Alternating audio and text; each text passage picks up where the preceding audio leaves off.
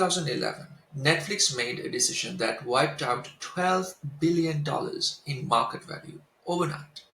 They lost 800,000 subscribers in 3 months. Their stock value crashed 77%. While everyone thought that this was a pricing mistake or a pricing strategy decision that went wrong, it was actually one of the biggest data strategy disasters in tech history. I am Shirosh, and this is Data Stories, where we break down real world scenarios to uncover the data lessons. Picture this. It's July 2011. Netflix has 25 million subscribers. They are the king of entertainment. And their CEO, Reed Hastings, was a visionary leader. He had a great track record and he could do no wrong. Everything was going perfectly until they announced that they're splitting their company in half. We don't actually know for sure what was the decision based on. They were going to split the company into streaming services on one side, which was going to be called Netflix, and then the services on the other side, which was going to be called Qwikster. What that meant was it would be a different website, different login, different everything. Customers would need two accounts, two bills, two passwords, and so on. So naturally, customers did not really like this. There was an uproar. Customers really hated this change. Everyone said this was about pricing, the Netflix wants to charge us more money, etc. And Netflix did raise the price by 60% overnight. And media did call it greed. Customers called it betrayal. So after this huge backlash, Reed Hastings, the visionary leader of Netflix at the time, apologized on Facebook. But here's perhaps something that is not really talked about.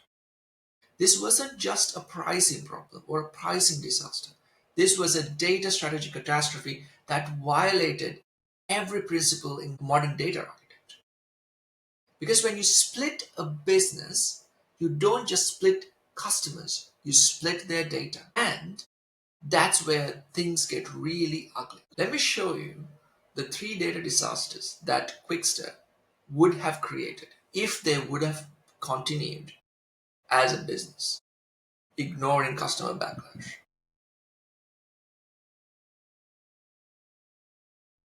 First of all, shattered customer view.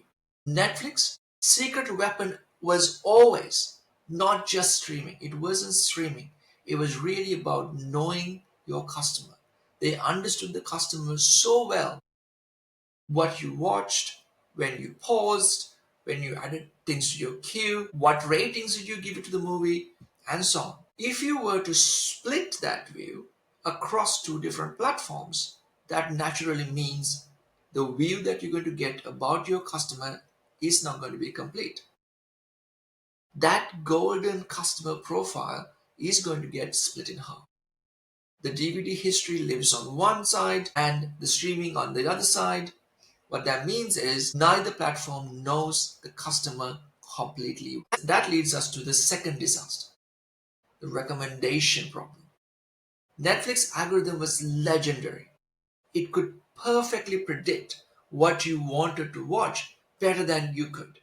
But the algorithm needs complete data to work.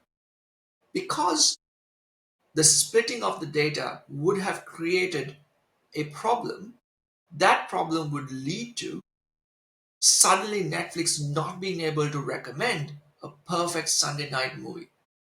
Because they don't know, you might love action movies, but you might also love foreign films that might live in a different platform in Qwikster. Then it leads us to the third disaster or the third problem, analytics black hole.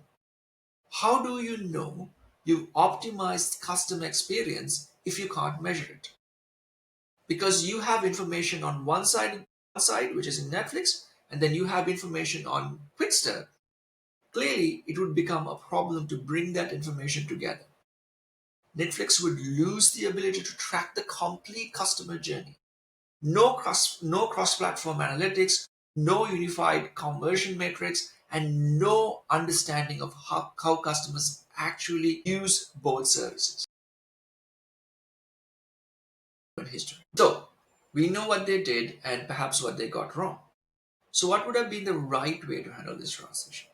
And that would have saved them $12 billion. First thing they should have done is bring together their architecture, right? It doesn't really matter about your organizational structure. Data warehouses really don't care about it, right? You could have two different systems. You could have Netflix, you could have Qwikster, something else. That doesn't really matter. You could have that information into one place, and that would have resolved any problem that you might have with regards to getting that single view of the customer. Secondly, the predictive customer segmentation would have been a really good way that you would have been able to handle the change. What that means is that you could have used the data to identify which customers perhaps are more focused on streaming versus other customers who are perhaps more focused on DVD, who's perhaps more likely to churn. Very easy to do churn analysis, for example. And then that would have made a great way to figure out how do we do a personalized transition. It would have been easier to really pick out the DVD people who are very dependent on DVDs, and then move them, because very unlikely that they would maybe care about the streaming side. That leads us to the third thing they should have done, which is really good A/B testing. Don't bet your company on a hunch. Test the separation with small customer segmentation and measure the impact on engagement, satisfaction, and lifetime value. It's really important to understand how the change you're about to make would affect the company, your operations, your people, and technology. If you had those A B tests, this problem that they faced would have been apparent from the start. And the fourth thing that they should have done is data driven communication. What does that mean? Instead of announcing the change to everyone in the same way, it would have been quite easy to pick out the correct customer segment and then send them a personalized message. Heavy streamers would get one message, DVD loyalists would get another message, another customer segmentation would have gotten another message. So the customer feels that the company is putting them first. And at the same time, the company understands really a lot more about their customer and providing them a bit of a tailored service. This is not rocket science. It's just good data strategy. So, what happened to Netflix? We all know what happened to Netflix. Netflix actually figured out the mistake that they were making very, very quickly. They killed Qwikster, I think, in 3 weeks, and that was an amazing decision, because many companies, when they know that they've made a mistake, instead of really owning up to it, what they usually do is double down, because egos are. But instead, Netflix made the decision, no, this was a wrong decision and we need to stop it. And that was the right decision. And today, Netflix has 260 million subscribers, $240 billion market cap. The recommendation engine is incredibly great, and their data strategy powers everything. They learned that in the data age, your competitive advantage isn't your product. It's how well you know your customer. And you can't know your customer if your data is scattered across different systems. It's just very difficult to do. So, what's the lesson that you can take away from this story? I would say there are three things. One, your data architecture should reflect your customer experience, not your org chart.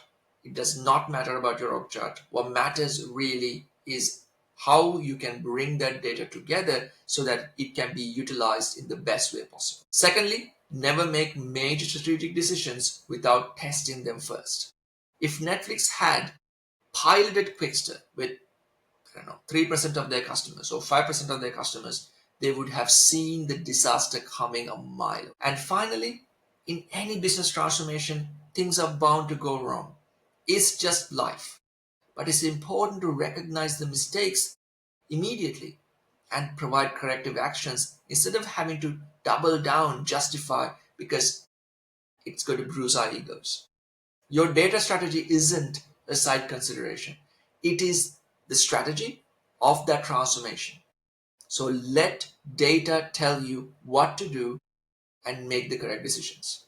Because in 2025, companies that can't measure and predict customer behavior is just basically flying blind. So I hope you enjoyed Netflix's $12 billion lesson, and it might save your company few $1,000,000 or at least few $1,000. If you want more stories like this, where we break down real data stories and extract strategy that actually might work, and we don't make the same mistakes again, please consider subscribing. Next time in Data Stories, I'm breaking down how Blockbuster had all the data they needed to beat Netflix and completely ignored it. It is a very good story. I hope you join me. I'm Shirosh. Thanks for watching Data Stories.